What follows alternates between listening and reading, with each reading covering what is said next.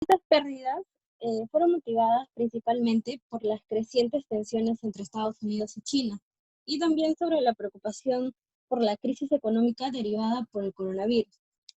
Como podemos apreciar en el cuadro inferior, la variación semanal del índice del Standard & Poor's tuvo un retroceso de 2.26%. El índice referente del mercado europeo y Shanghái también cayeron en 3.76% y 0.93% respectivamente. En la bolsa local pasó lo mismo, se retrocedió en 1.4%. Además, en lo que va del año, continúan incrementando las pérdidas acumuladas para todas las bolsas. El Standard & Poor's, el Stock 600 y Shanghái registran caídas de 11.36%, 21.07% y 5.96% respectivamente, y de igual forma la bolsa local en 25.81%.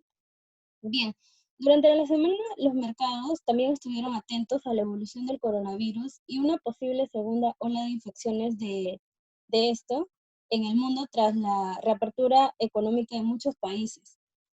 En Estados Unidos, el gobernador del estado de Nueva York anunció la extensión del confinamiento en la ciudad hasta el 13 de junio.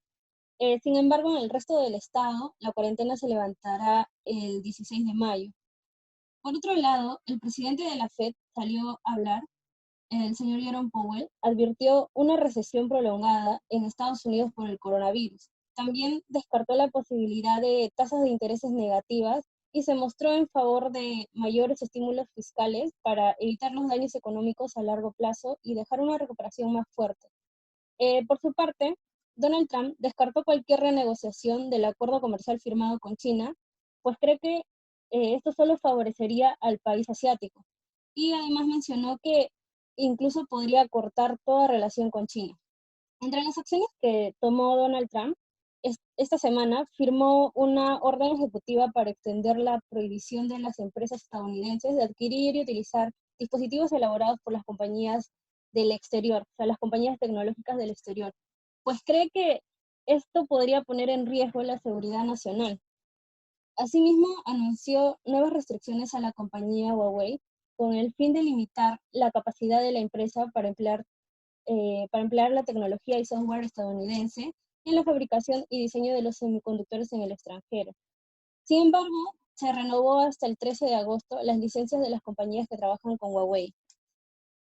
Por su parte, en China se anunciaba la eliminación de aranceles a 79 productos provenientes de Estados Unidos que incluyen minerales de oro y plata y tierras raras, desde el 19 de este mes hasta el 19 del próximo año, del mismo mes.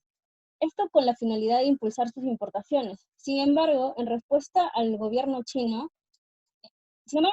respuesta, el gobierno chino declaró que incluiría a empresas estadounidenses como Apple, Cisco, Qualcomm y Boeing a su lista de empresas no confiables.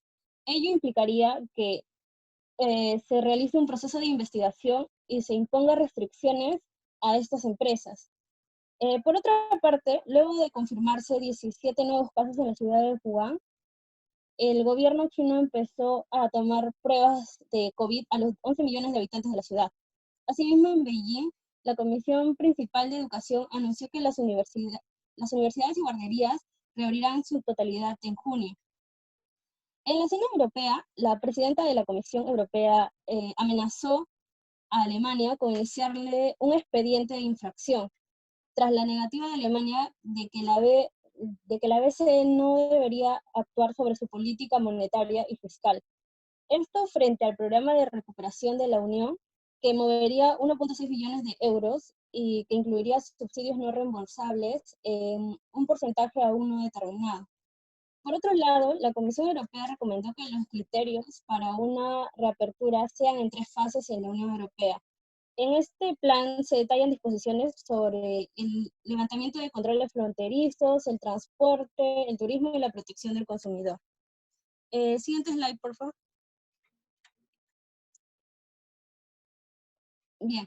Durante la semana el mercado también respondió frente a los resultados de algunos indicadores económicos negativos norteamericanos y varios indicadores positivos chinos. En Estados Unidos destacamos el indicador de peticiones iniciales de desempleo, que se registró por encima de 2.9 millones, a lo que se suman ya más de 37 millones de personas desempleadas. El presidente de la Reserva Federal de Minneapolis mencionó que la tasa de desempleo real podría estar entre 24 y 25%, por lo que reiteró que se necesitaba más apoyo fiscal. El índice de producción industrial pasó de 5.4% en marzo en negativo a menos 11.2% en abril. De igual forma, las ventas minoristas cayeron 16.4% en abril, peor a lo esperado, registrando una cifra nunca antes vista. Para el caso de China, como ya mencioné, se tuvieron buenos indicadores macro, entre los que destacamos el recupero de indicadores en abril como el financiamiento social total, los nuevos préstamos en yuanes y la oferta de dinero, más de lo que se esperaba. Y el repunte de producción industrial interanual pasó de menos 1.1 en marzo a 3.9% en abril. Esta sería su primera expansión durante el año. En la zona euro y Alemania, la actividad económica cayó en 3.8% y 2.2% en el primer trimestre respecto al trimestre del año anterior, respectivamente, de acuerdo a lo esperado por los analistas. Finalmente, para Perú se incrementó la tasa de desempleo en 9% y el PBI interanual en marzo registró una caída de 16.26%. Esto lo veremos más adelante. Bueno, en general es lo que habríamos tenido un escenario bastante negativo en el mundo esta semana. Y sería todo por mi parte. Gracias. Ok, perfecto, gracias, gracias, Katy. Sí, de hecho en la semana ha pesado bastante el tema, sobre todo de este posible renacimiento del conflicto comercial entre Estados Unidos y China, porque en general los indicadores a nivel global han sido mixtos, entonces eso está pesando bastante. Y bueno, definitivamente el tema de cómo sigue desarrollándose la reactivación de las economías a nivel global, ¿no? Entonces, eso es lo que ha pesado durante la semana. Ahora pasamos a ver el tema de commodities, que siempre es bastante importante, sobre todo para nuestro mercado, porque como todos conocemos, hay un gran peso de compañías mineras en el mismo. Entonces acá José Carlos nos va a comentar básicamente lo que ha ocurrido tanto con los metales de base como con los metales preciosos. Así que hola José Carlos, por favor, coméntanos lo ocurrido durante la semana. Hola Daniel, gracias. Buenos días con todos. Esta semana los metales básicos, los metales industriales han registrado un retroceso. Principalmente el cobre, que ha caído en menos 1.75% semanal, y el zinc en 1.87% semanal. Esto debido principalmente a los riesgos de la segunda ola de infecciones en Europa y China, que viene golpeando los metales industriales debido a la reapertura de las economías. Asimismo, como mencionó Katy, las tensiones comerciales entre China y Estados Unidos se han reanudado con las amenazas de Trump en cortar relaciones bilaterales con China y también a las restricciones a las exportaciones de empresas productoras de semiconductores para Huawei. Por otro lado, indicadores positivos de China se vieron en las ventas de automóviles, que se han incrementado en 4.4% interanual en abril, y la producción industrial de China también en 3.9%. No obstante, esos indicadores positivos fueron ensombrecidos con los datos de inventarios de cobre en Londres, que alcanzaron un máximo desde octubre del año pasado, y también por el tema de los riesgos globales. Eso por el lado de los metales básicos. Por otro lado, esta semana se vio una fuerte ganancia en los metales preciosos, tanto el oro como la plata. La plata principalmente porque subió 8.19% semanal y el oro en 2.29% semanal. Eh, Igual básicamente por los riesgos globales, en este caso a mayor riesgo favorece la cotización de los metales preciosos.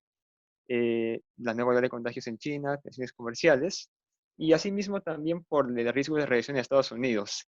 El día miércoles, el presidente de la Reserva Federal, Jerome Powell, salió a hablar en su discurso y efectivamente anunció que la recesión en Estados Unidos podría durar más que lo previsto inicialmente. Asimismo, datos de la caída del empleo, una caída en la producción industrial en Estados Unidos y las menores ventas minoristas han impulsado a, a que se esperen mayores estímulos monetarios y fiscales. Y todo esto en beneficio de los metales preciosos. Eso sería todo por commodity, Daniel. Muchas gracias. Ok, perfecto. Gracias, José Carlos. Y de hecho lo que ha sorprendido durante la semana es sobre todo la plata, ¿no? Tenía un movimiento muy fuerte durante esos días y de hecho en nuestro mercado sobre todo beneficia a empresas como Buenaventura y Volca, ¿no? Que de sus ingresos más o menos entre un 25 y 30% corresponde a la venta de plata, ¿no? No obstante, por ejemplo, en el caso de Volcan, donde estaba muy expuesta obviamente a los metales base, entonces por ello durante la semana y otros factores que luego vamos a comentar es que no ha tenido un rendimiento, ha tenido en realidad un rendimiento negativo, ¿no? Durante estos días.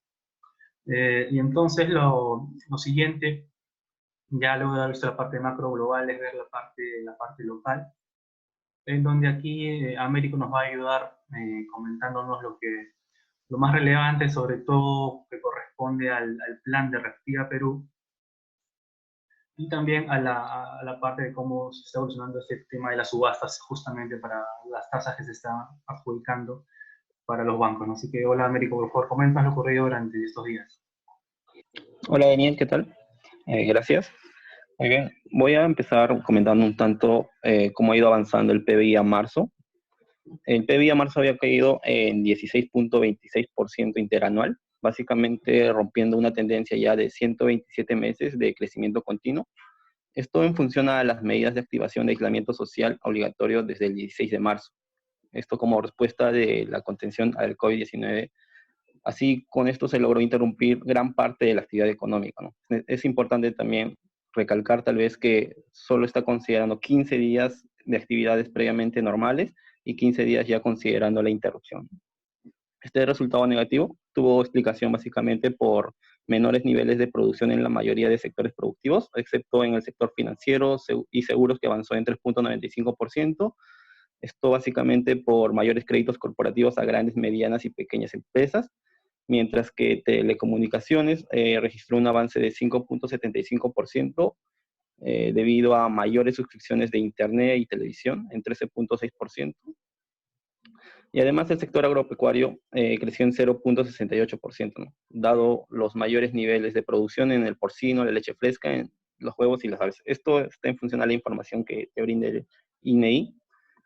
Algunos sectores que aportaron o que contrapesaron estos avances, básicamente fueron los que cayeron más, por mencionar, manufactura, que retrocedió 32.23%, el comercio, que se contrajo en 22.35%, y construcción, que se contrajo en 46.28%. Finalmente, minería en 23.0.7%.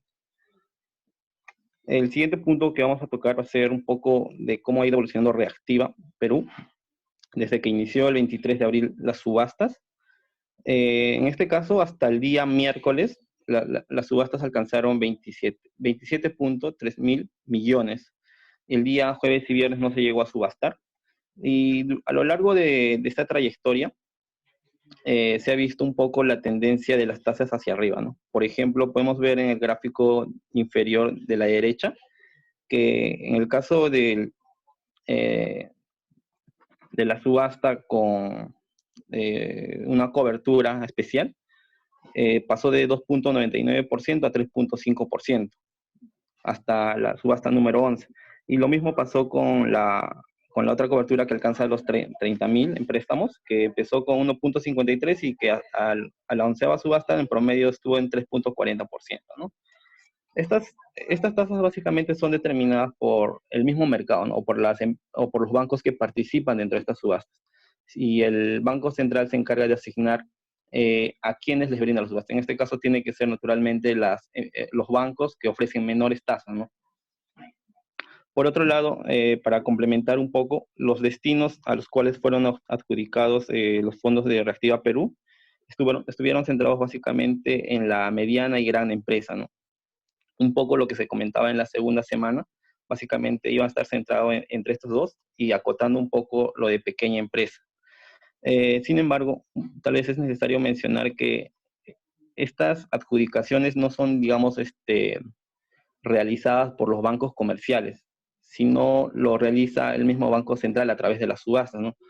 A manera de ejemplo, vamos a ver, por ejemplo, cómo es que hasta el 13 de mayo se habían asignado a las subastas. Si consideramos, por ejemplo, las subastas con garantía al 98%, hasta el 13 de mayo, perdón, se habían colocado alrededor de 551 millones de soles.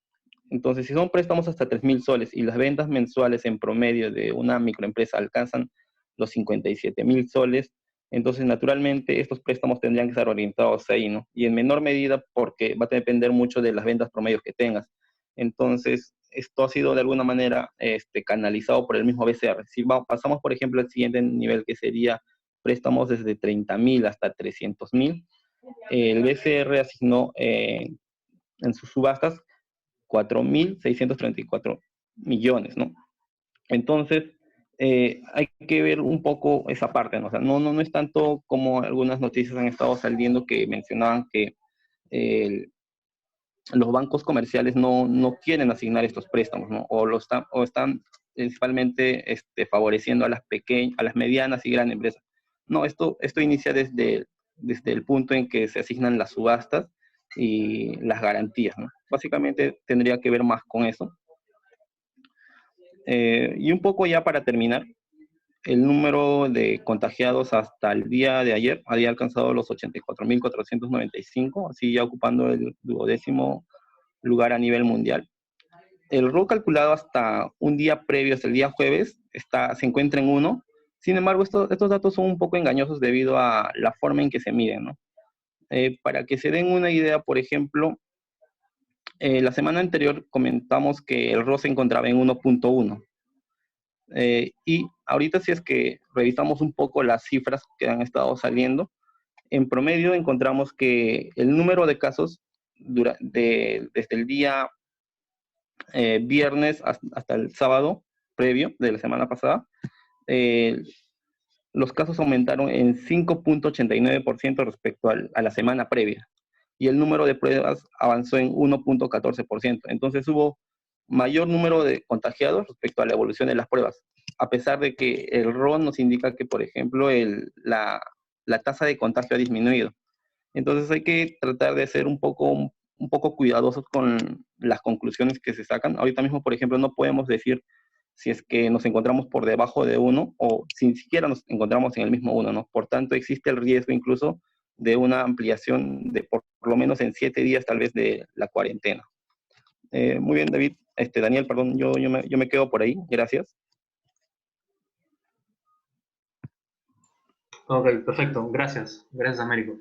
Sí, de hecho, durante la semana, de hecho, resalta ese resultado del PBI, pero bueno, como probablemente todos estamos al tanto, era evidente que eso es un número como ese se iba a presentar, y como ha comentado Américo, de hecho, el PBI de abril definitivamente va a ser peor, porque ahí está considerando prácticamente, bueno, el mes entero de cuarentena. Entonces, obviamente se esperan resultados negativos por ese lado, pero como siempre comentamos, por nuestra parte, tener en cuenta que el mercado generalmente ya anticipa o descuenta este escenario, ¿no? Generalmente, porque si no, nuestro índice no estaría cayendo más del 25% en el año. Eso es evidente. Y además también hay que tener en cuenta de que, como siempre lo resaltamos, que una empresa tenga un mal trimestre o un mal año no significa de que necesariamente de que tenga que valer un 30-40% menos. Su valor como empresa no necesariamente cae un 40%. Eso es porque cuando yo valoro una empresa, tengo que descontar todos los flujos a futuro que va a generar, ¿no? No solamente los que va a generar en este año.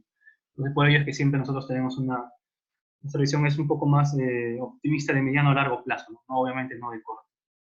Luego, bueno, de hecho, lo que continúa es comentarles el tema de noticias corporativas. Nuevamente, esta semana ha sido bastante intensiva en publicación de resultados trimestrales.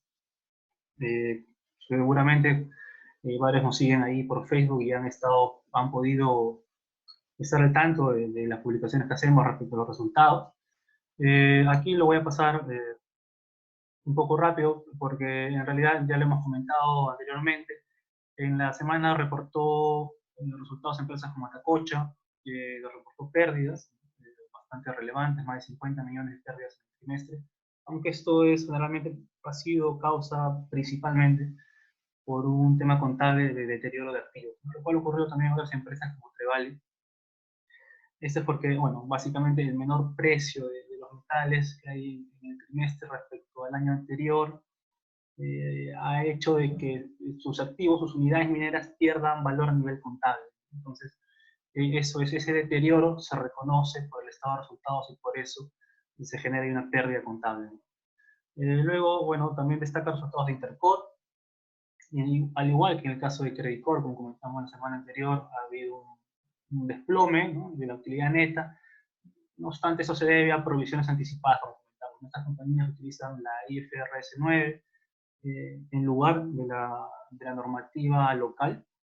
Entonces, por ello, las provisiones que hacen son anticipadas, mediante sus propios modelos de estrés que ellos manejan, lo cual significa que no es que el crédito, no es que la cartera ya se haya deteriorado, sino que están provisionando de forma anticipada. Entonces, esa es una contabilidad bastante prudente y conservadora por parte de esta compañía. Y bueno, y luego, lo último por esta parte es que Fitch ratificó la calificación de Alicorp y mantiene su perspectiva estable, básicamente porque entiende de que el modelo de negocio de la compañía le permite seguir operando y seguir generando márgenes saludables, ¿no?, para Alicorp. Luego también reportó resultados en retail, que esto lo voy a comentar un poquito más a detalle unos minutos, y también el caso de Trevali lo voy a comentar con más detalle, para que estén al tanto de ello. Y por último, bueno, ha habido también varios resultados en noticias, perdón, en función a los reportes de instrumentos derivados que hacen las compañías. No obstante, esto es más que todo para estar informados a nivel contable cómo va la posición en estos instrumentos que tiene cada una de estas compañías, ¿no? Generalmente lo usan para cobertura, no para especular, ¿no? Entonces, nuestro top 5, mostramos acá a continuación nuestro top 5 de esta semana. Durante la semana, en realidad, como pueden ver, ha habido caídas fuertes en empresas mineras, en 3 polimetálicas que son Trevali, Volcan y Atacocha.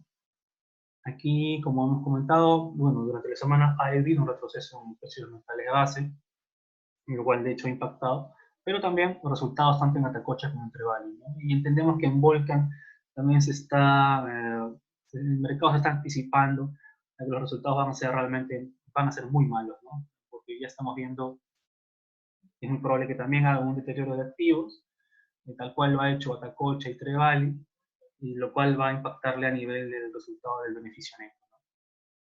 Y por el lado de las subidas, bueno, destacan las dos compañías eléctricas aquí, que son las generadoras. Como comentamos, en su momento estas compañías se han visto afectadas, obviamente, por la paralización económica, por la menor venta de energía. La parte de potencia sí se mantiene, pero la energía no, porque si el sistema demanda menos energía, las empresas terminan alimentando menos, ¿no?, terminan vendiendo menos y por ello caen sus ingresos, ¿no?, lo cual se ha visto en el primer trimestre. Pero conforme la economía se reactive y sobre todo las grandes industrias como la minera, estos ingresos se van a normalizar y van a volver a niveles anteriores a la crisis, ¿no? Y en el tema de retail, bueno, ahorita lo vamos a ver que está generalmente vinculado con la publicación de sus resultados trimestrales. Entonces, para ya ir pasando a la parte de empresas, primero les voy a comentar sobre Trevali, que reportó sus resultados esta semana. Como pueden ver ahí en el cuadro resumen, básicamente las ventas netas cayeron casi un 60% por interanual, y la utilidad neta pasó de $15 millones en el 19 a una pérdida de 172 millones, ¿no? Ahora, en sí, el tema de las ventas está vinculado con, obviamente, una caída en los precios, tanto del zinc y plomo. El zinc había caído más de 20% de forma interanual en precio, y también porque han comercializado menos libras, tanto de zinc y de plomo, ¿no?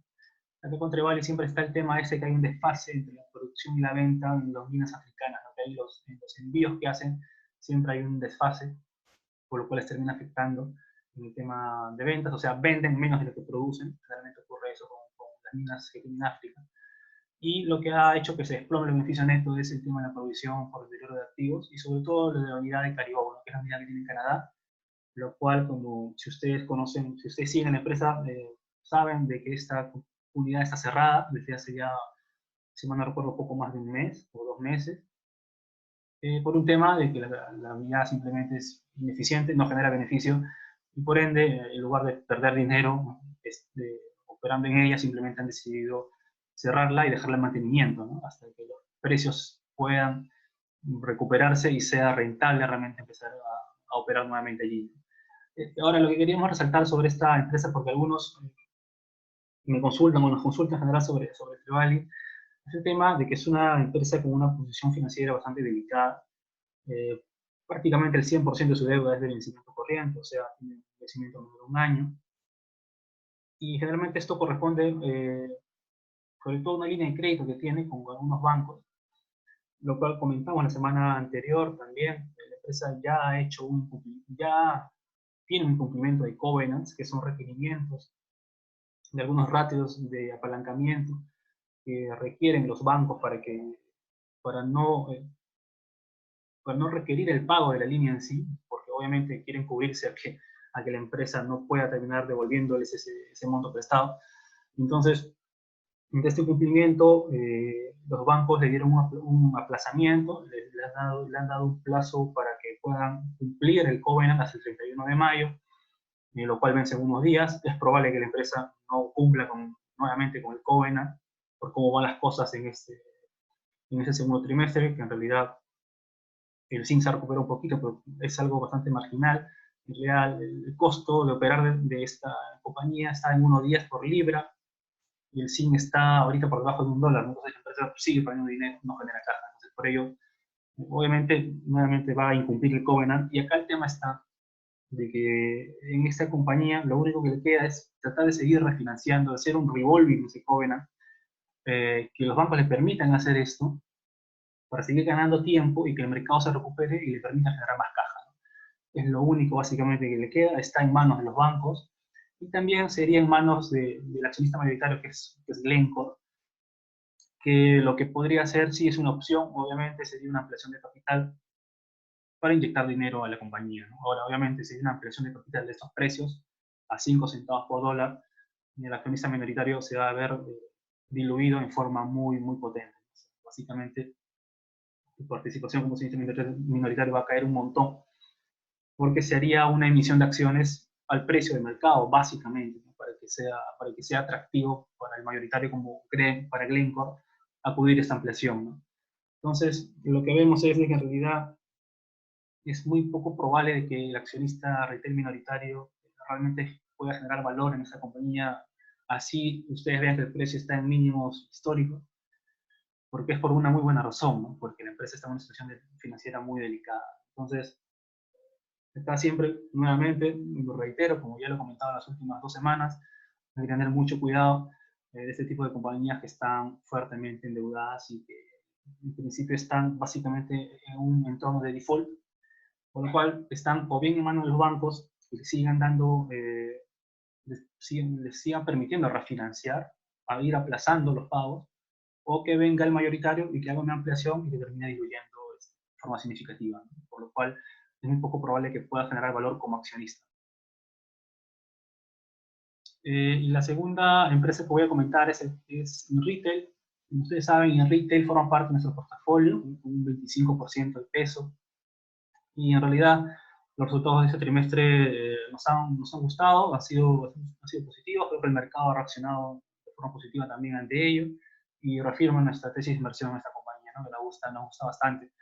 En realidad, la empresa también ha reportado una caída a nivel de beneficio neto, pero eso también es nuevamente un efecto contable por pérdidas por diferencia de cambio debido a la apreciación del dólar. Esto le pega generalmente en la parte del pasivo por arrendamiento, que son los leasings que tienen. No obstante, durante el call que realizó la compañía, lo que comentaron que era muy, muy, muy interesante era que esta empresa quema caja, entre comillas, a un ritmo de aproximadamente $7 millones mensuales, fue lo que comentaron, por lo cual, con su nivel de caja actual, podrían seguir operando sin ningún problema por todo el año, sin necesitar ningún tipo de liquidez extra. Obviamente, esto es un escenario muy extremo, y si la cuarentena se aplazara por todo el año, ya obviamente esto podría impactar incluso a los propios consumidores, etcétera, que es algo que no es muy poco probable que se vaya a dar, obviamente, pero es un dato a tener en cuenta, ¿no? De que esta empresa quema tan solo $7 millones por mes, que podría operar tranquilamente por el resto del año sin tener realmente problemas de liquidez adicional, lo cual es muy positivo justamente en este entorno que tenemos todavía de bastante incertidumbre, ¿no? Y lo otro que comentaban es de que pensaban seguir continuando con las inversiones en formatos pequeños y farmacias. Comentaban de que las ventas en masa habían crecido muchísimo. En marzo, entre marzo y abril habían crecido algo de 90% interanual, lo cual es algo bastante significativo. Incluso, bueno, comentaban de que de hecho, esto lo comentó incluso, bueno, Alicor en su conferencia, de que habían visto de que hay cierto porcentaje de bodegas que han cerrado, que no están operando, por un tema de ineficiencia en su cadena de abastecimiento, logística. Entonces, este cierre de bodegas, comentaban entre un 20 y un 30%, justamente está influyendo en que la gente, las personas de a pie, acudan a estas tiendas como Más o Economax, donde puedan comprar un poco más de volumen y a precios igual de bajos, ¿no? Entonces, esa situación también podría terminar generando de que puedan captar mucho más mercado, ¿no? Entonces, por eso nos gusta mucho en retail. En el año esperan abrir 60 tiendas más en neto en este 2020. Y también esperan terminar con 20 facturas netas en el caso de farmacia. Entonces, nuevamente reiteramos, nos gusta mucho el modelo de negocio, tanto la parte de farmacia, supermercados. Comentaban que en el tema de shopping malls, de centros comerciales, obviamente hoy no están cobrando los alquileres a los inquilinos porque no están trabajando, no están generando flujos, por ello han suspendido los cobros. Pero lo interesante es que decían de que en realidad justamente el tema de los malls ya está en la fase 2 de reactivación, que sería en junio. Entonces piensan que esto se va a reactivar relativamente rápido, porque ya han tomado ciertos parámetros de protocolos para que el público pueda acudir de forma regular a los malls. Obviamente siempre va a haber un tema de capacidad limitada, pero piensan retomarlo ya el próximo mes. Y que lo muy interesante era que decían de que en realidad de los flujos que generan por alquiler, un 85% era de contrato fijo y solamente un 15% era variable, ¿no? En función de las ventas. Entonces, por ello, el flujo que genera el shopping malls es muy estable, ¿no? Es bastante estándar en el tiempo, lo cual nos gusta mucho y sobre todo en esta etapa, nuevamente, de incertidumbre económica, tener un 85% de tus flujos básicamente ya fijos por contrato en este segmento es algo bastante positivo, porque mientras tus ingresos sean más recurrentes vas a depender menos de cómo le vaya en sí al inquilino, ¿no? Entonces eso nos gusta mucho y por ello reafirmamos nuestra tesis de inversión en el retail y el peso que tiene nuestra cartera, que es de un 25%. Entonces con ello ya lo último es básicamente mostrar el calendario de la próxima semana. El martes va a hablar el presidente de la FED, hay que estar atentos a ello.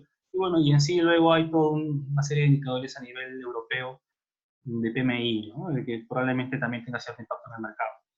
Entonces con ello ya, bueno, termina nuestra parte de presentación. Voy a ver las preguntas. José Luis está consultando por Atacocha, la cosa de solución para que el patrimonio es inferior a la tercera parte de la seguridad social. Puede generar que se glasen quiebra anticopy que puede buscar. Sí, bueno, como creo que no les he comentado hoy, pero sí, en realidad en el caso de Atacocha, si ustedes ven sus estados financieros, el patrimonio es negativo. En el caso de la regulación peruana, en principio, si tu patrimonio es menor a la tercera parte que tu capital social, estás en una causal de disolución de empresa. Ahora, esto obviamente se define por la Junta de Accionistas, ¿no? Entonces, lo que yo espero es que en la Junta se defina esto. Hay varias alternativas, ya han hecho antes capitalización de pérdidas, se podría hacer una ampliación de capital también, obviamente con efecto dilutivo sobre el accionista minoritario, que va a ser brutal, pero sería una forma para salvar la empresa, entre comillas.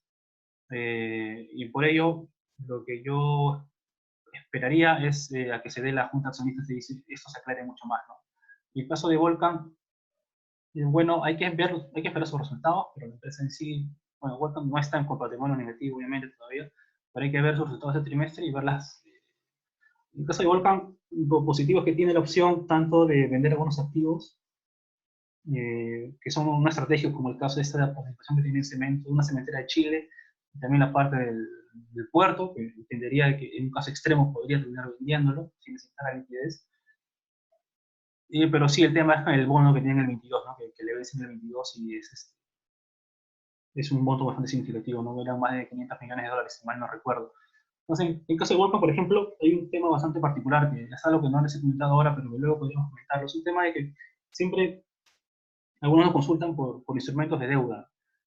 Y acá siempre está lo que decimos, que es muy distinto analizar un instrumento de renta variable equity con deuda, ¿no? Porque, por ejemplo, en el caso de Volcan, podría ser interesante comprar su deuda, o sea, ir a comprar el bono, porque, por ejemplo, la empresa podría ser una ampliación de capital, que sería súper dilutiva para el accionista, sobre todo para el minoritario, pero una ampliación de capital podría ser de que levante suficientes fondos para que continúe el negocio y como ello cumplir sus obligaciones de deuda. Entonces, ante ello, esto le podría convenir justamente al tenedor del bono, ¿no? Entonces, en el caso de Volcan, por ejemplo, mi opinión sería que sería mucho más prudente comprar deuda, o sea, invertir en el bono, que directamente en las acciones, porque las acciones sí creo que tienen mucho más riesgo, y sobre todo el riesgo de una ampliación que termine diluyendo tu participación, lo cual, si ocurre la ampliación, en realidad levantas fondos y te permite tener una robustez financiera mayor, justamente para